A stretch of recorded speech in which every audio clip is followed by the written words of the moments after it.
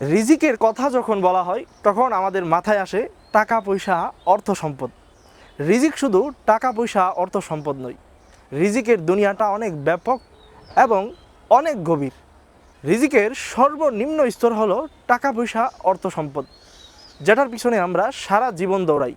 রিজিকের সর্বোচ্চ স্তর হলো শারীরিক এবং মানসিক সুস্থতা, যেটাকে আমরা রিজিক এবং নিয়ামত হিসাবেই গণ্য করি না, যার কারণে এই নিয়ামতের কোনো কৃতজ্ঞতা আদায় করা হয় না। যেমন যেই ব্যক্তির চোখ নাই, সে জানে একটা চোখের মূল্য এই পৃথিবীতে কত ট্রিলিয়ন ডলার।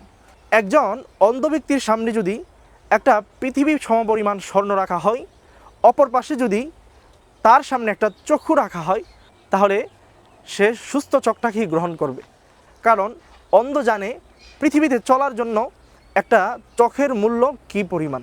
রিজিকের সর্বোত্তম স্তর হলো পুণ্যবান স্ত্রী এবং পরিশুদ্ধ নেক সন্তান। যার এই রিজিক রয়েছে সে পৃথিবীতে ধনী। রিজিকের পরিপূর্ণ স্তর হলো আল্লাহ তাআলার সন্তুষ্টি।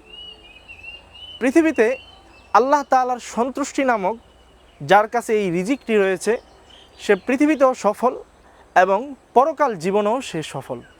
জীবনের শুরু থেকেই আমরা রিজিক নিয়ে হাই হুতাশাই করে আসলাম, অথচ আমাদেরকে আল্লাহ তাআলা উপস্থিত যে রিজিকগুলো দিয়েছে সেগুলোর ক্যালকুলেশন নিয়ে যদি বসি, তাহলে আমাদের মৃত্যু চলে আসবে, তারপরও আমাদের রবের পক্ষ থেকে দেওয়া রিজিকের গণনা শেষ হবে না।